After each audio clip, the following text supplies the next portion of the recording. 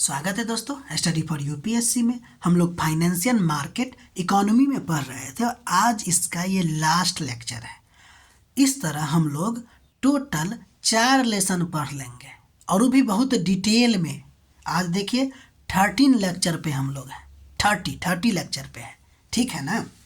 तो देखिए बॉन्ड हम लोग पढ़ रहे थे। बॉन्ड में कुछ बॉन्ड बाकी रह गया था। एक है आपको ब्लू बॉन्ड। सिंपल है, जिस तरह ग्रीन बॉन्ड होता है आपको इन्वायरमेंटल फ्रेंडली, उसी तरह का ब्लू बॉन्ड जानते हैं ना, ब्लू इकोनॉमी। तो ऐसे बॉन्ड होते हैं जिससे पैसा जुटाकर हम लोग जल संरक्षण या फिशरी या फिर कहे तो समुद्री वातावरण के संरक्षण और सस्टेनेबल यूज में इस्तेमाल किया जाता है। ब्लू बॉन्ड को लाने वाला पहला देश सेशल्स था, जो पहली बार जारी किया था 2018 में।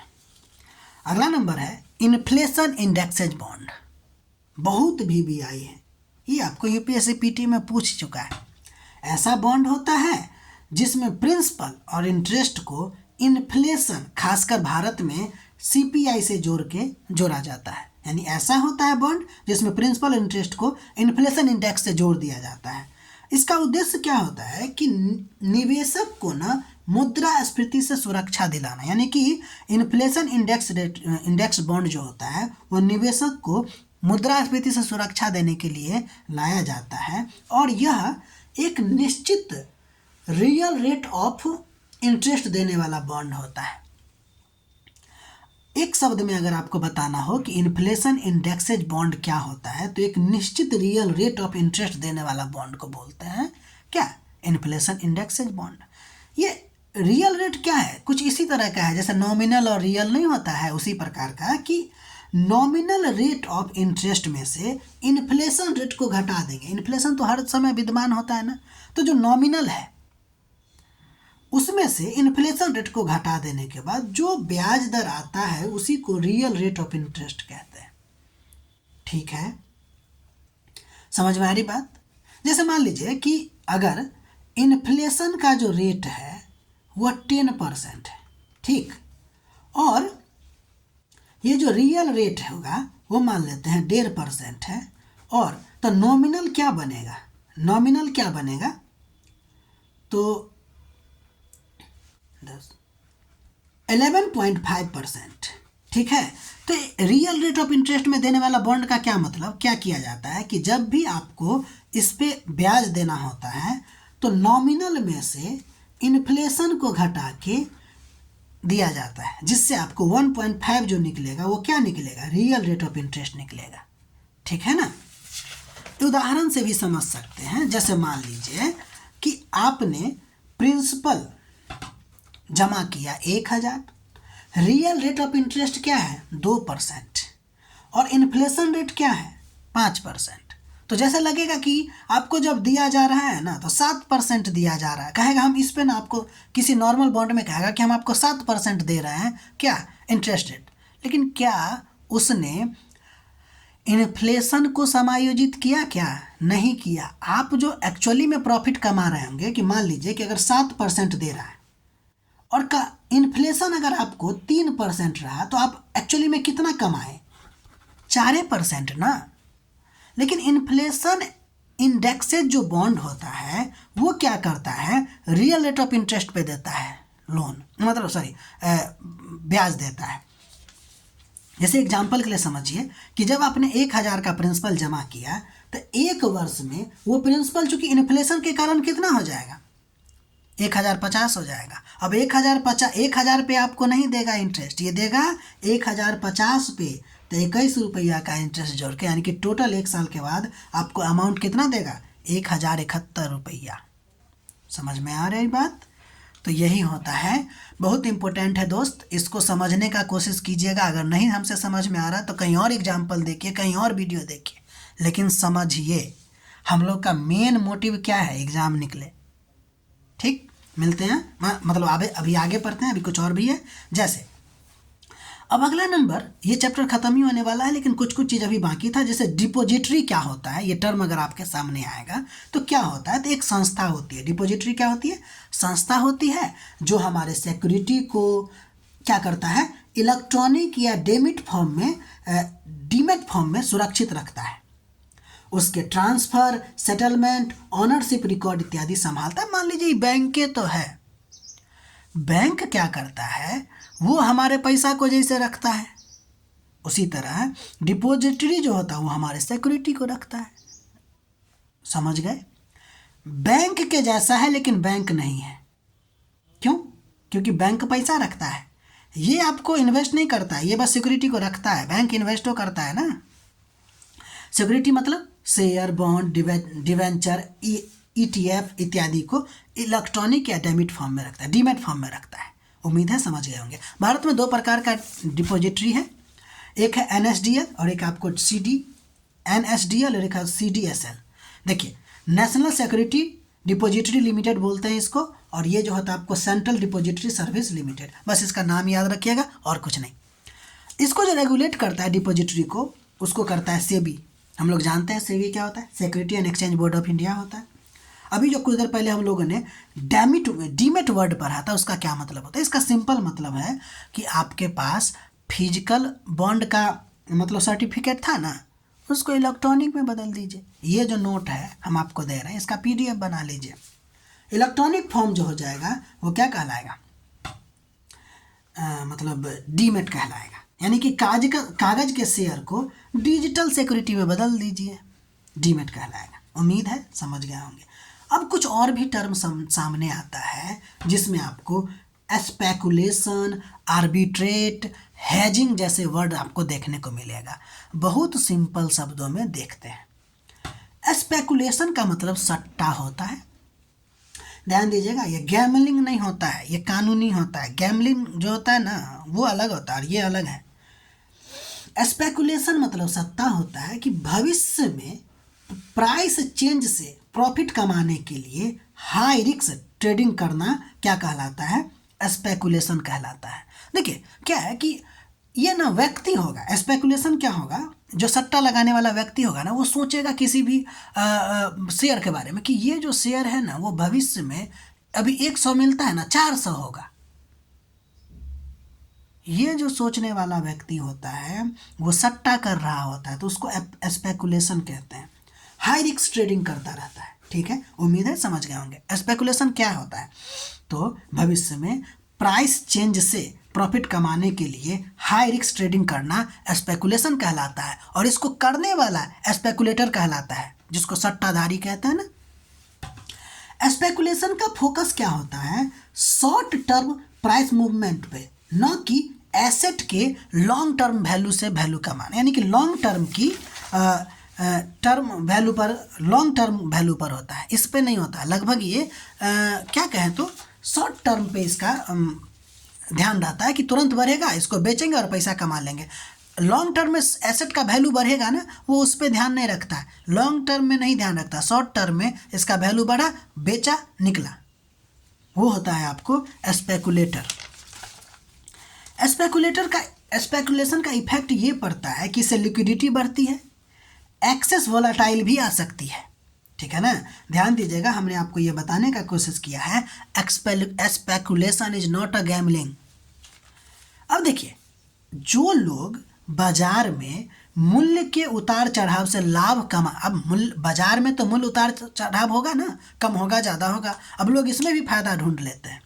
अब ये जो लाभ कमाने के उद्देश्य से जो सट्टा लगाता है, स्पेकुलेशन करता है, उसको स्पेकुलेटर यानी सटोरिया स्पेकुलेटर कहते हैं। यह 2 प्रकार का होगा, बुल और बियर। बुल उसको कहते हैं जो कीमत में वृद्धि की अपेक्षा करता है और सोचता है कि कीमत में वृद्धि होगा, चलो खरीदो। और ये होगा बियर, वो जो कीमत में गिरावट की अपेक्षा करता है और क्या करेगा, बेचेगा कि भाई अब हो सकता है कि इसका जो है ना प्राइस घट रहा है, बेच दो जल्दी जल्दी। समझ में आ रही बात? तो बुल और बियर, जो कीमत वृद्धि की अपेक्षा करता है बुल, जो कीमत में गिरावटों की अपेक्षा करता है वो बियर। अब आपको 2 मार्केट पढ़ना पड़ेगा या 2 टर्म और देखना पड़ता है, जिसको कहते हैं बुलिश मार्केट या बियरिश मार्केट। ये क्या होता है, देखिए बुलिश अब एक चीज़ बताते हैं। देखिए स्पेकुलेशन में बुल और बियर साथ, एक ही व्यक्ति बुल और बियर भी हो सकता है, ऐसा जरूरी थोड़ी है, दोनों साथ एक ही हो सकता है। बुल मतलब क्या? एक व्यक्ति है जो सोच रहा होगा कि कीमत वृद्धि हो रहा है, चलो कीमत वृद्धि होगा भविष्य में तो अभी खरीद के रख लो। वही व्यक्ति को लगेगा कि कल लगेगा, आज खरीदा और कल लगेगा कि कम कीमत कम होगा तो बेच दो। तो एक ही व्यक्ति बुल और बियर दोनों हो सकता है ना। समझ में आ रही बात? तो ये मार्केट में साथ साथ काम करते हैं।